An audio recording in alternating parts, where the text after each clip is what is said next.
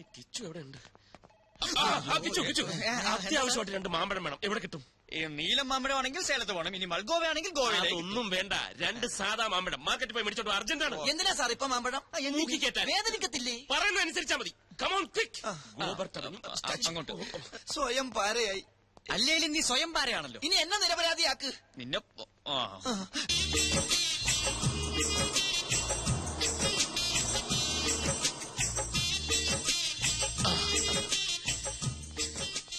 Indus cables. I don't want. IMAT. They mad. നോക്കൂ, അടയാളം.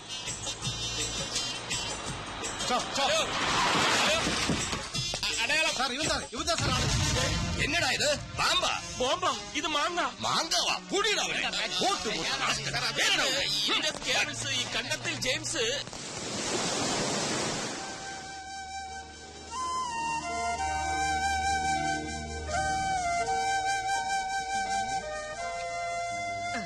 അല്ല, ഔട്ടിങ്ങിന് പോയ ആൾ ഇവിടെ ഒറ്റയ്ക്ക് ഇരിക്കുകയാണോ?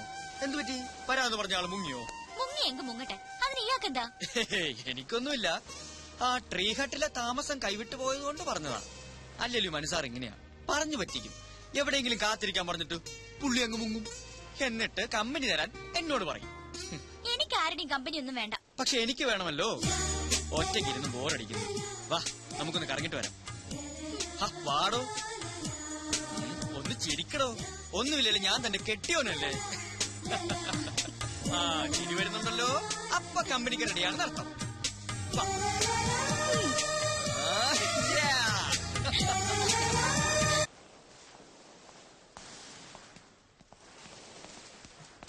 സാറിത് എവിടെയായിരുന്നു? ഞാൻ മുറിയിൽ ആ പരിസരത്ത് ഒക്കെ തിരക്കി.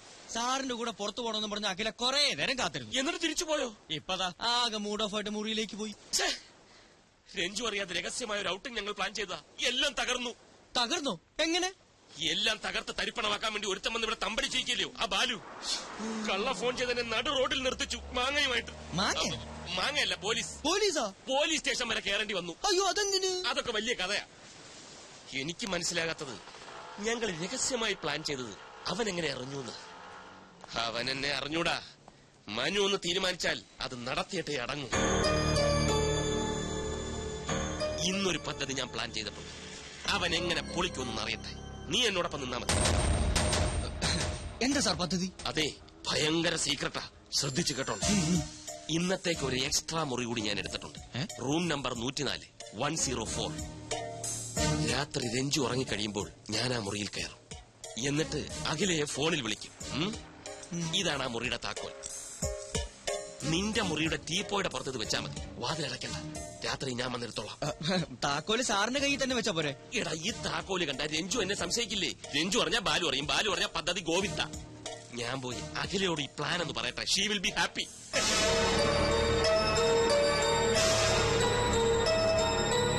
നീ എന്തിനാണ് കിടന്ന് ബേജാറാവണത്? നീയും അഖിലയും തമ്മിലുള്ള റൂട്ട് ക്ലിയർ ആയ സ്ഥിതിക്ക് ഇനി സ്വയം രക്ഷക്കുള്ള വഴി അവള് നോക്കിക്കോളും. അവൾക്ക് എന്ത് ചെയ്യാൻ പറ്റും?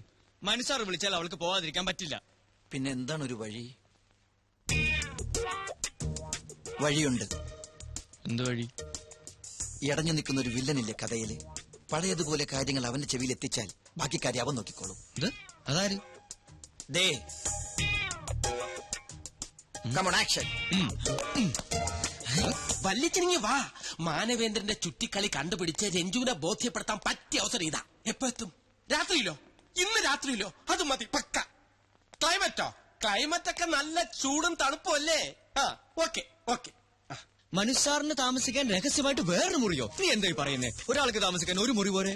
എടാ മണ്ട, നീ ഈ ലോകത്തൊന്നും അല്ലേ ജീവിക്കുന്നത്? രഹസ്യമായിട്ട് വേറെ മുറി എടുക്കുന്നത് എന്തിനാ? എന്തെങ്കിലും ചുറ്റിക്കളി കാണും.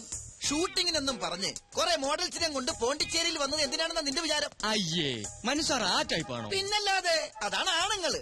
ഏത് മുറി എടുത്തിരിക്കുന്നു? 104. ഇന്ന് രാത്രി എല്ലാവരും ഉറങ്ങിക്കഴിയുമ്പോ മുറിയിൽ വരണമെന്ന് ഏതോ ഒരു പെൺകുട്ടിയോട് പറഞ്ഞു കഴിഞ്ഞു. ആ മുറിയുടെ താക്കോൽ മനുസാർ നമ്മുടെ മുറിയിലെ ടീപ്പോയുടെ മുകളിൽ കൊണ്ടുവന്ന് വെക്കും. കിടക്കാൻ നേരത്ത് മുറി അടക്കരുതെന്നാണ് എന്നോട് പറഞ്ഞിരിക്കുന്നത്. രാത്രി മനുസാർ വന്ന് ആ താക്കോൽ എടുത്തുകൊണ്ട് പോകും. ഇതാണ് പദ്ധതി.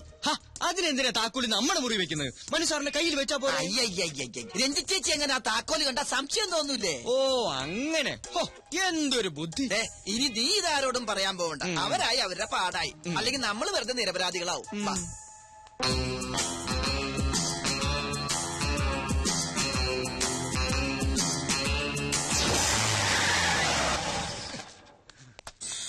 വന്നു. പാതിരാത്രിയായാലും നിനക്ക് ഉറക്കൊന്നുമില്ലേ? ഇന്നത്തെ രാത്രി എനിക്ക് ഉറക്കമില്ല വല്യച്ഛ. അതെന്താ? നിനക്കിന്ന് ഇവിടെ ശിവരാത്രിയാ? ഇന്ന് എനിക്ക് മാത്രമല്ല വല്യച്ഛനും ശിവരാത്രിയാ. തൽക്കാലം വല്യച്ഛൻ ഇവിടെ എത്തിയ വിവരം ആരും അറിയാൻ പാടില്ല.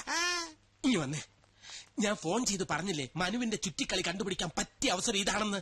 എല്ലാം ഇന്ന് നേരിട്ട് കാണാൻ വല്യച്ഛ. നീ ചുറ്റി വളയാതെ കാര്യം എന്താണെന്ന് പറ ബാലു. അതൊക്കെ ഞാൻ മുറി ചെന്നിട്ട് എല്ലാം വിശദമായിട്ട് ഡീറ്റെയിൽ ആയിട്ട് പറയാം. കാർ മാറ്റിയിടാൻ പറഞ്ഞു.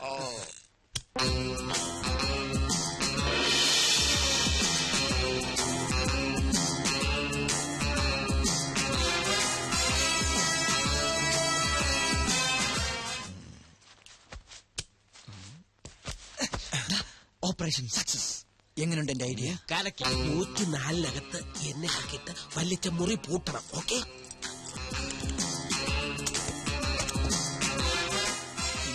പൂട്ടിക്കോ. താക്കോൽ അവിടെ കൊണ്ടുവയ്ക്കുന്ന അവന്മാരെ അറിയരുത്. സൂക്ഷിച്ചു വേണം. ആ കാര്യം ഞാൻ ഏറ്റു. സോറി.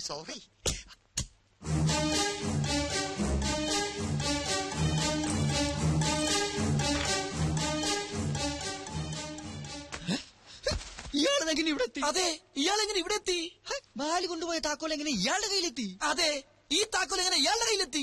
എടാ നിന്റെ നീ ഇങ്ങോട്ട് മാറി. പിടികിട്ടി. എന്ത് പിടികിട്ടി? ഇത് അവര് തമ്മിലുള്ള ഒരു പ്ലേയാ. എന്റെ പ്ലേ പറയാം. ബാല് കൊണ്ടുപോകുന്ന താക്കോൽ നമ്പ്യാർ തിരികെ കൊണ്ടുവന്ന് വെക്കുന്നു. വീണ്ടും ബാല് കൊണ്ടുപോകുന്നു, നമ്പ്യാർ തിരികെ വെക്കുന്നു. അങ്ങനെ കൊണ്ടുപോകുന്നു. അത് എന്തിനാണെന്നാണ് ചോദിച്ചത്. ഞാൻ പറഞ്ഞില്ലേ ഇതൊക്കെ അവര് തമ്മിലുള്ള ഒരു കളിയാണെന്ന്. എന്ത് കളി? ചുമ്മാ സമയം പോകാനായിട്ട് കിടന്നുറങ്ങടാ. അതായത് മനസ്സിലായില്ലേ?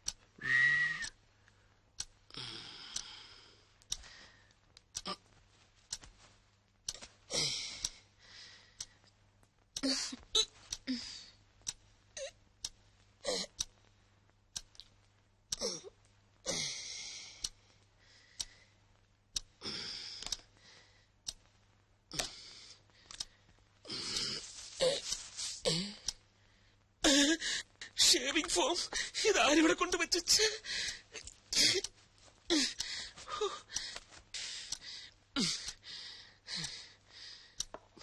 സ്പ്രേ.